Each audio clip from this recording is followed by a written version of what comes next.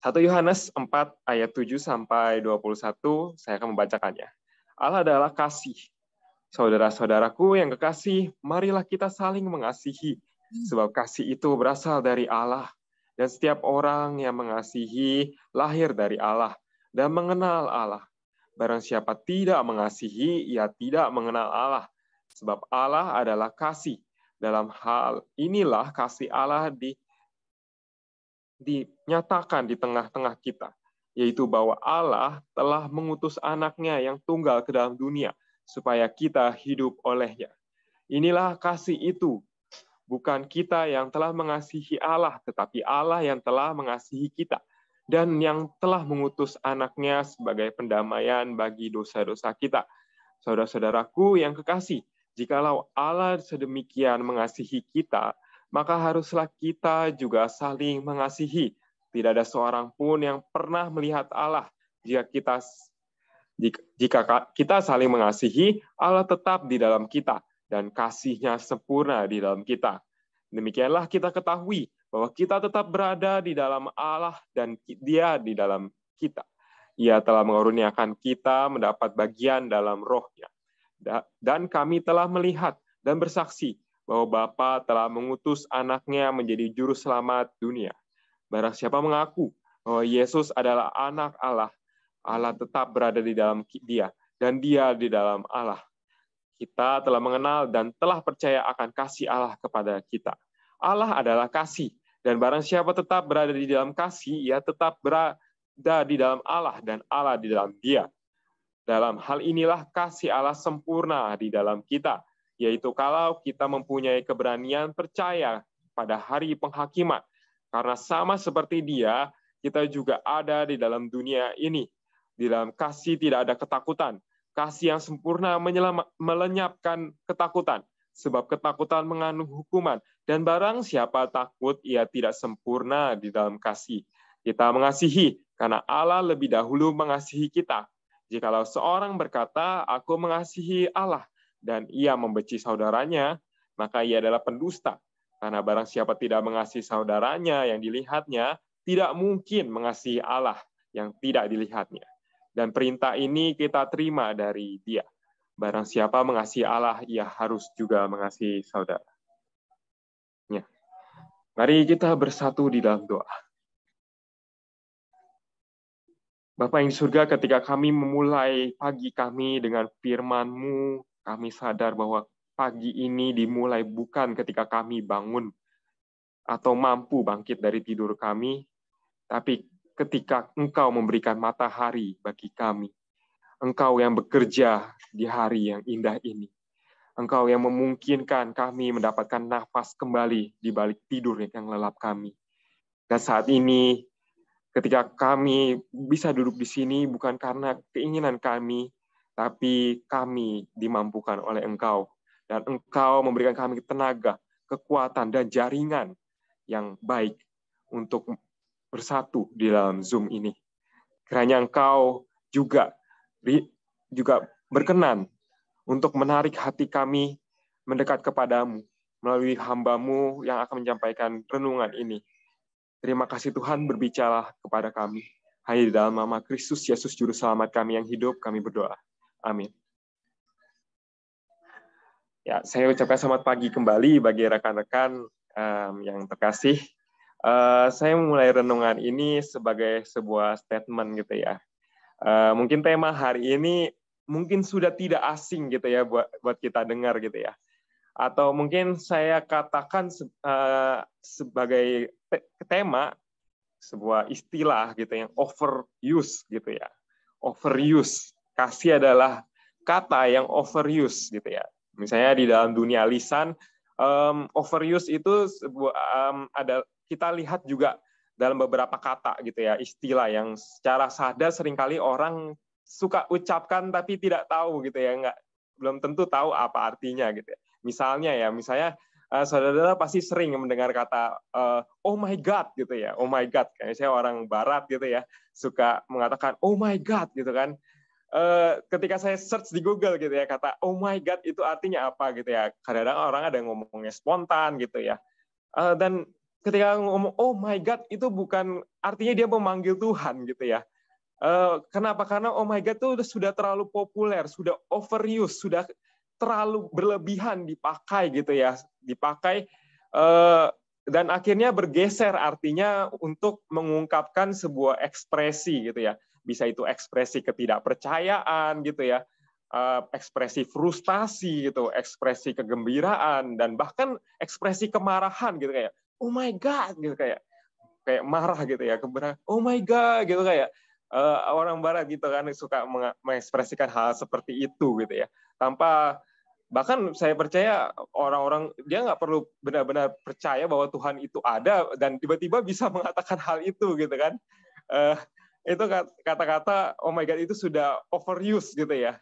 Dan saya pikir kata kasih gitu ya, kata kasih yang kita baca di dalam perikop tadi gitu ya, rasanya bagi saya terkadang gitu ya sudah overuse gitu ya.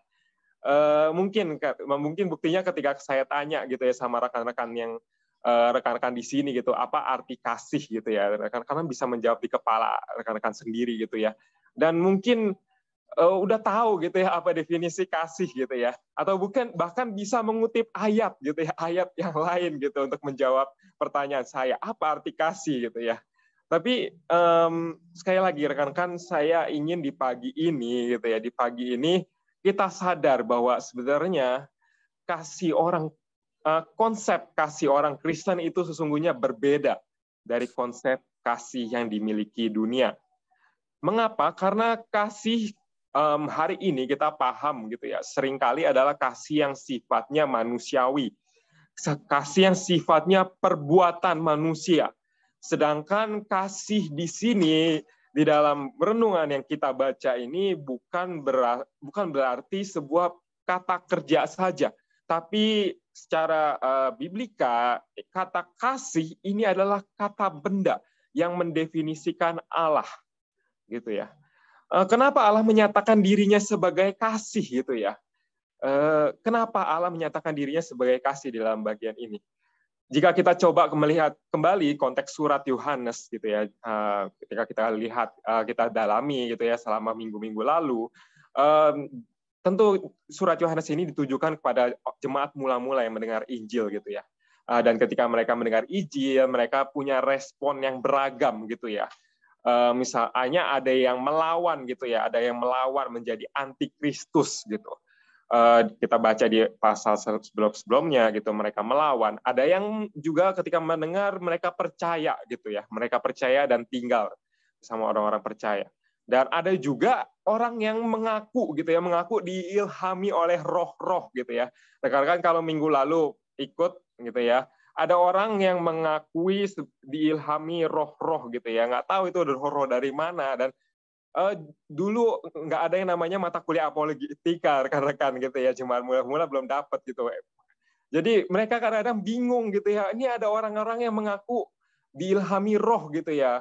Wah, apakah ini roh dari roh yang benar gitu atau yang salah gitu ya? Apakah benar-benar berasal dari Allah? Nggak ada yang ngasih tahu mereka, makanya jemaat waktu itu confused gitu ya, bingung gitu ya.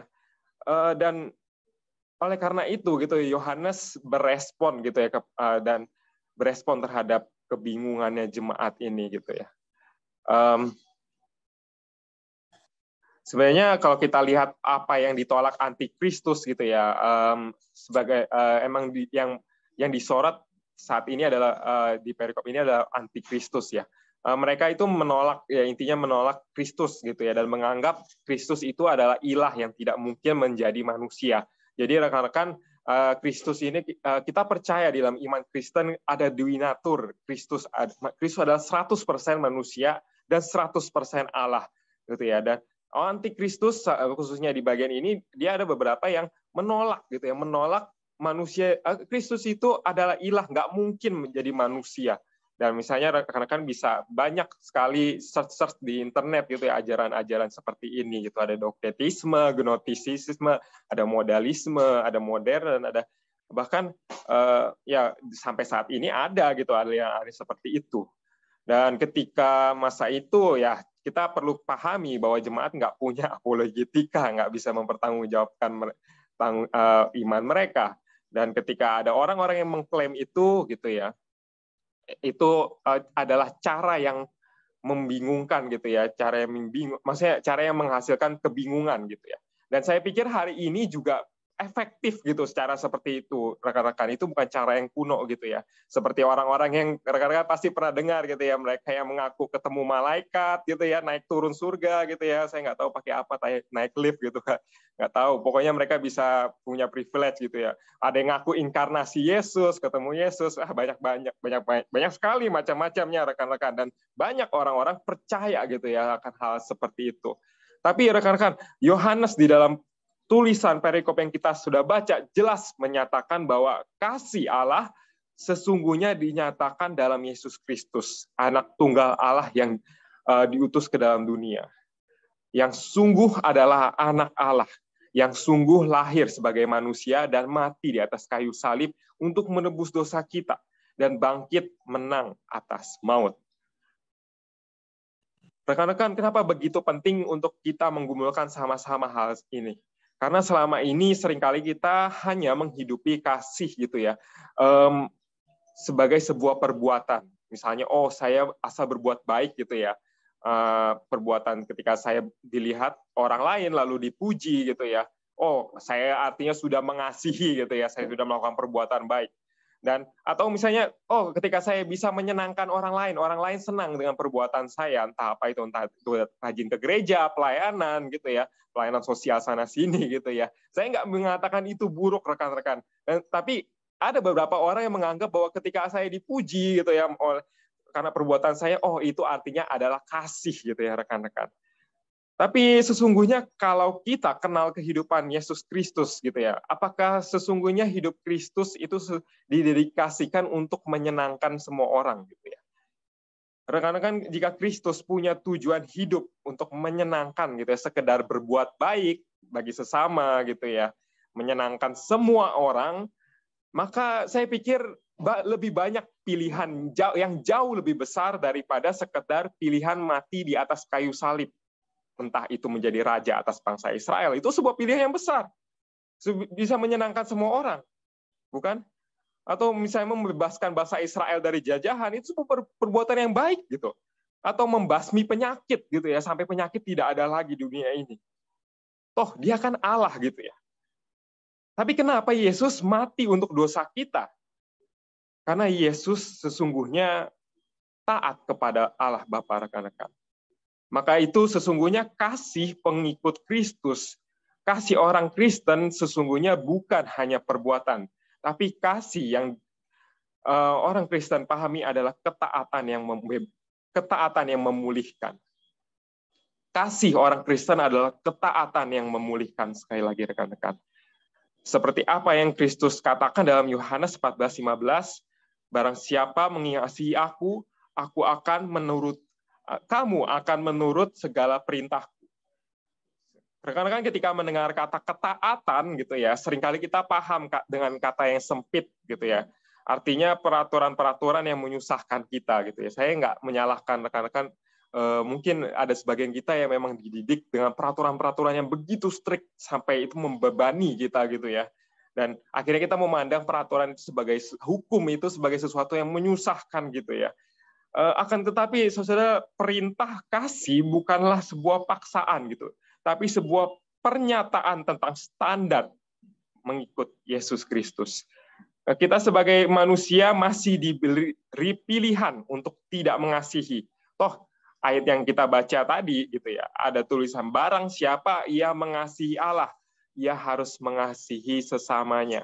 Artinya kita masih mungkin untuk memilih untuk tidak mengasihi Allah. Misalnya rekan-rekan kita punya, misalnya kita masuk ke perpustakaan gitu ya, perpustakaan kan ada kadang-kadang selalu ada peraturan dilarang berisik gitu ya, dilarang berbicara gitu. Apakah otomatis ketika kita baca itu kita tahu peraturan itu mulut kita dipotong gitu ya saat itu juga? Enggak gitu rekan-rekan, kita masih punya pilihan untuk berbicara, kita masih pilihan untuk melawan perintah itu gitu ya. Dan Yesus juga tidak pernah memaksakan kita untuk mengasihi, tapi sesungguhnya kita harus tetap mengasihi. Gitu. Karena kita sadar bahwa kasih kita sesungguhnya tidak dilandaskan pada usaha kita semata, tapi oleh hanya Allah yang tinggal di dalam kita. Sebab kasih itu sumbernya berasal dari Allah, bukan dari kita. Maka di dalam tindakan kasih kita gitu ya, tidak ada yang namanya keraguan atau ketakutan, melainkan damai sejahtera.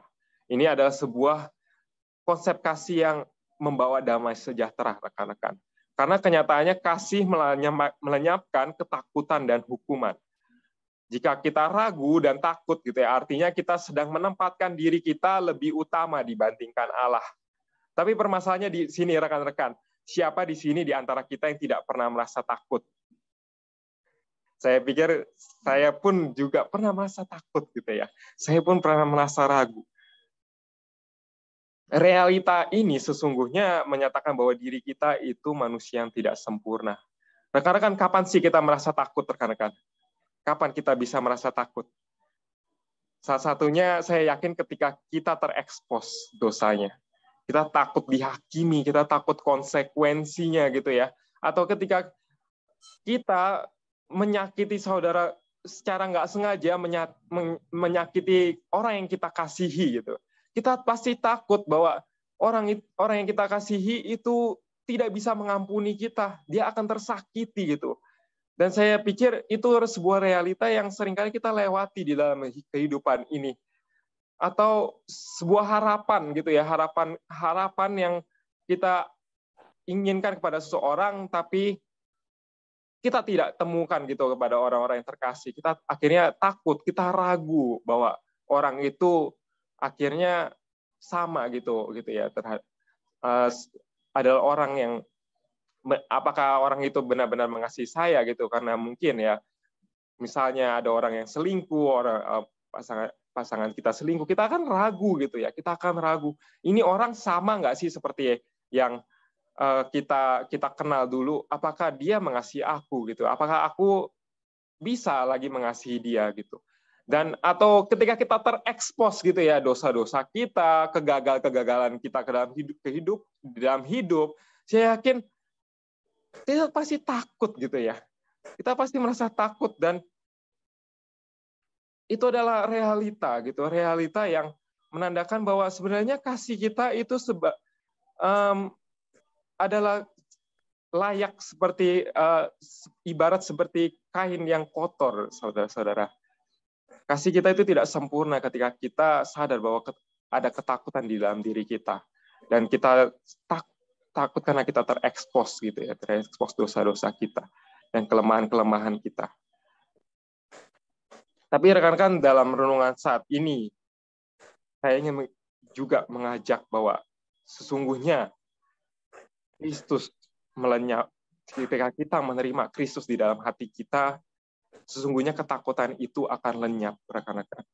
Mungkin ketakutan itu akan terekspos terlebih dahulu, karena terang itu menerangi kegelapan.